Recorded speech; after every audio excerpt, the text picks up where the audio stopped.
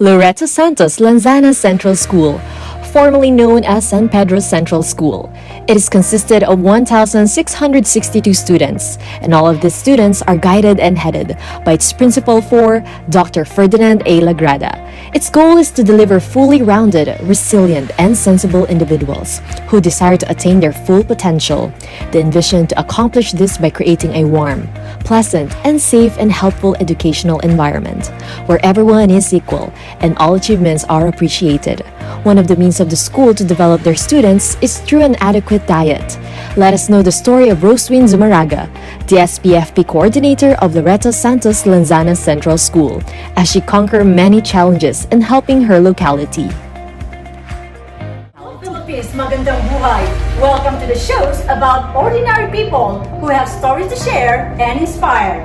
My name is Jaime Montiveros, your host for the next few minutes. Let's talk about your real story here in Real Talk with Hai. Joining us today is a superwoman and an amazing teacher. So when I say amazing, I mean it.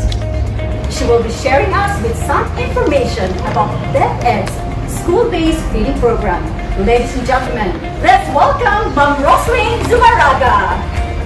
Hi, Ma'am Rosewyn. Hello. We're happy to have you here. Please have a seat. Thank you. I think you can remove your face mask so that they can see your beautiful face. Yes. You can face the camera.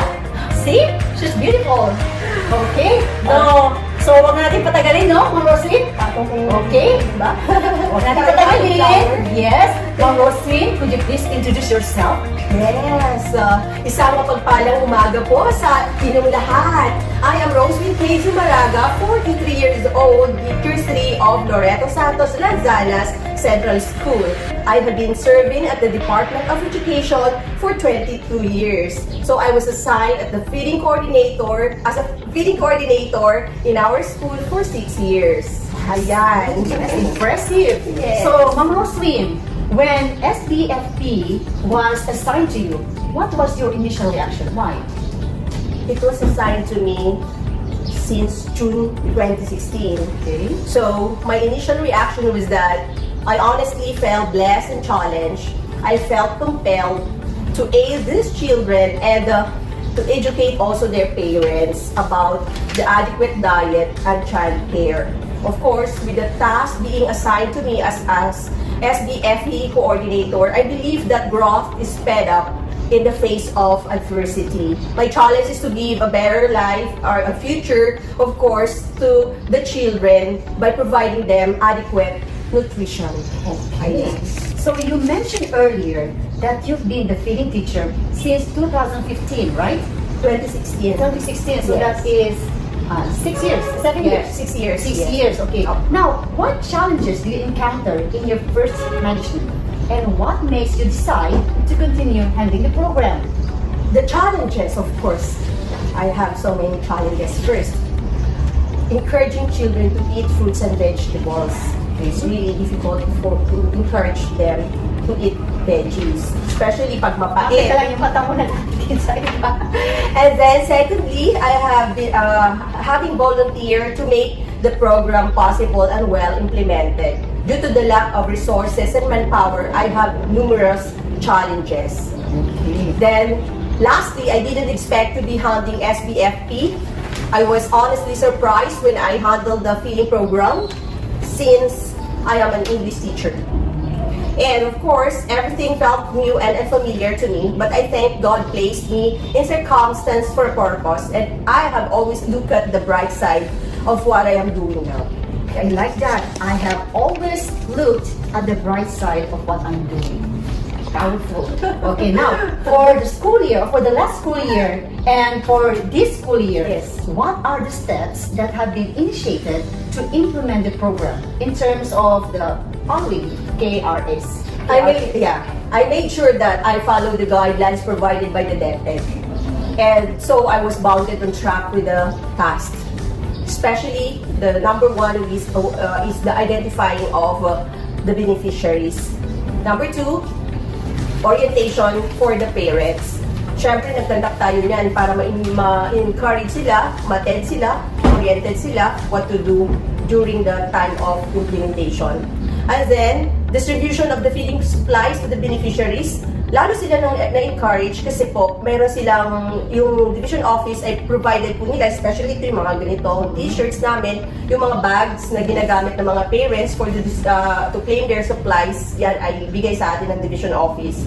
And then we have the monitoring and implementation through group chats. Nag-create po tayo ng group chats para sa kanila, para mabilis natin maiparating sa kanila yung information. Of course, we have yung managing the funds of the operating expenses. Dapat po magastos talaga natin ng tama yung pera na dapat ay para sa feeding program. So, and also the liquidation report. Of course, balik tayo dun sa managing of funds. Kailangan po natin ng proper deliberation of the funds kung saan talaga siya ginamit, and then dadaan sa mga inspector, and then transparency, of course. Yes. So, now, how did you maintain a good relationship with your SBFP partners and stakeholders? Of course, syempre, the best way to handle stakeholders is to establish trust. Pag wala tayong trust, ang hirap, di ba? Ang hirap gumalaw. And, of course, coordination. Syempre. I ensure that the food suppliers and distributors always create the best and quality food for the children. Syempre, kailangan safe siya. Okay? Okay. Po. So, for SBFP school year 2021-2022, Yes. what do you think was your best contribution to the enrichment of the program implementation? The COVID-19 Yes. pandemic is not expected by our children, or of course by every one of us. Of course, di ba? They could not feel the actual presence of the school in their daily lives, and which is vital for the childhood experience. Siyempre gusto ng mga bata kasama nila yung mga kalaro, mga kaklase nila, Yes. nakakatakbo-takbo sila. Of course, as a teacher and SBFP coordinator, it has brought to me difficult times, and despite those challenges, I made sure that I adapted with the changes to continue my service as SBFP coordinator. And of course, I made some adjustments that comply with the COVID-19 protocols and new normal setting, which are needed with our beneficiaries. And also, I tapped the co-teachers, especially kasama yun yung ating property custodian, siya yung delivery rider po natin, in order to bring the food supplies once the parents, meron silang mga reklamo na wala silang pamasahe. So, yan, naghahatid ng ating mga pagkain. Hindi lang po isang delivery rider, even the parents also, nag-aano sila. So, as an SBFP focal, this is for you, Ma'am Suyin. Yes, ma'am. Are you confident with the effectiveness and efficiency of the program? Why? Yes, I am confident that SBFP program is effective and efficient. Being an SBFP focal, I could do my part as I planned and executed the feeding program effectively and efficiently. I made sure that I followed the guidelines and mandates given by the DepEd.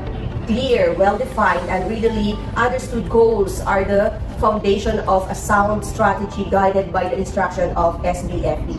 I ensured that what I have planned always aligned with the execution, so everything will be conducted well. Evaluation is done afterwards based from the nutritional status report, the number of the severely wasted and the wasted, syempre nag-decrease siya, and the lapses and mistakes encountered are noted also, or were noted for the improvement of the next planning and implementation of the program.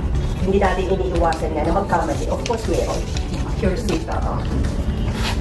Ma'am Suyin, what best practices can you share with your fellow SBFP focal persons regarding program implementation and management? Okay, so the first, I believe that these values are best practices worth sharing to my fellow SBFP focal regarding the management of the program. First one is be committed. Of course, to succeed, you must have an outstanding level of dedication. Pag hindi ka committed sa anumang gawain, kahit kailan, hindi ka talaga magsasucceed, diba? And of course, as a result, you're better at following through on your commitments, and you're prepared to take rest. So the only way to attain success is put the effort required. And Loreto Santos Lanzanas Central School has been one of the prominent schools performing the SBFP program. So that's all. And pangalawa, of course, be passionate. Kailangan na dun yung passion mo. And when you have to love for anything, you are motivated also to keep learning and working towards mastery. And be purposeful. Ano ang purpose natin? Ba't nandito tayo? So, syempre, when you have clear sense of directions in life, it is easier to make decision and take appropriate action for the children. And then as soon as you identify your reason for being, everything else falls into place. And be transparent. Deliberation of the liquidation is a must. Kailangan kasi alam ng mga teacher, school personnel kung saan napunta ang budget na yan na pinanggagastos mo para doon sa program. So kailangan ko ay magamit. Ako kailangan kong maging totoo at present ko sa kanila lahat ano ba mga pinamimili ko para hindi sila magduda, hindi na nila kami pagdudahan as vocal. So what ideas can you contribute to have successful monitoring and evaluation?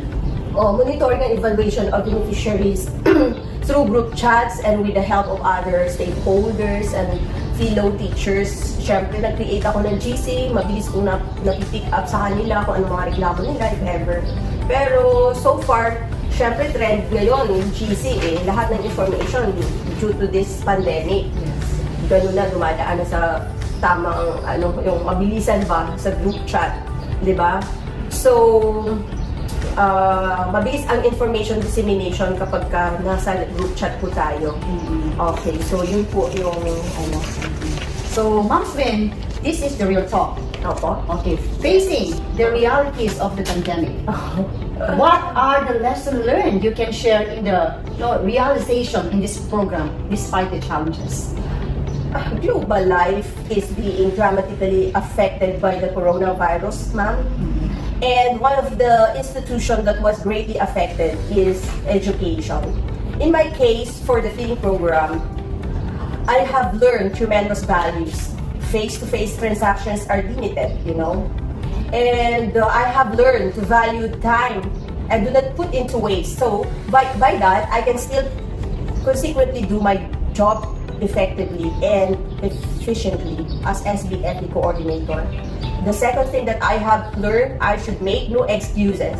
I should continually push myself and be creative, resourceful too, di ba? I need to create ways to make things possible because it is my core, my duty to fulfill the mission of the program.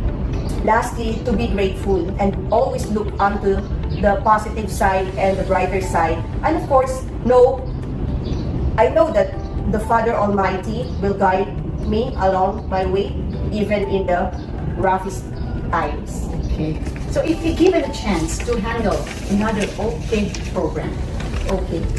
Yeah, should you still choose to be in the SBFP? Why not?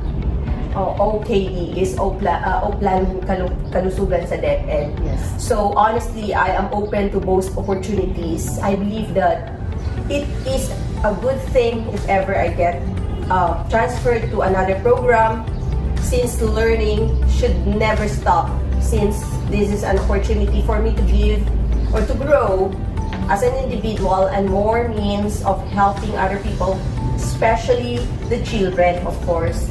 And if I am still in this program, in feeding, so I will continue the kind of service I provide with care, following following the different processes and the technicalities of handling of the program. Thank you very much, Ma'am Swen, for your time today. We have learned a lot from you. Yes. So before I say goodbye, remember to be an inspiration to others today. Join us tomorrow on Real Talk with Hai. I'm Heidi Ontiveros, signing off. Isang mapagpalang araw po sa inyong lahat. Ako po ay si Dr. Ferdinand A. Lagrada, Elementary School Principal 4 ng Loreto, Santos, Lanzanas Central School. Ako po ay bagong itinalagang punong guro ng eskwelahan ito na kung saan ay sumusuporta sa ating school-based feeding program. Ang ating school-based feeding program na kung saan ay namura na nakakatulong sa ating mga mag-aaral kahit po ito ay nasa pandemic, ay lubos po silang sumusuporta, lalong-lalo ng ating mga magulang. So muli, maraming salamat sa inyo. Magandang araw po sa ating lahat. Ako po si Adora Kakayan at isa po sa mga magulang ng mga benepisyaryo ng Loreto Santos Lanzanas Central School sa kanilang school-based feeding program. Ako po ay may 2 anak na nag-aaral sa eskwelahang iyan at nasa grade 5 and grade 1. So, isa po sa mga beneficiary is yung aking grade 1. Ang masasabi ko lang po ay napakaganda po ang programa ng eskwelahang ito. Maraming salamat po sa maraming salamat sa Loreto Santos Central School at higit sa lahat kay Sir Dr. Ferdinand A. Lagrada at kay Ma'am Rosewyn Zumarraga. Thank you so much po and God. Po, si MJ, Maxia Operaita. Ako po si Jen, ang nanay po ni MJ. Si MJ po ay ang aking anak na maswerte at mapalad na nakasama sa school-based feeding program. Lubos po kaming masaya at nagpapasalamat sa feeding na aming natanggap para sa aking anak. Naway pagpalain po kayo ng poong may kapal at mas marami pang batang katulad ni MJ ang inyo pong matulungan. Salamat po and God bless po!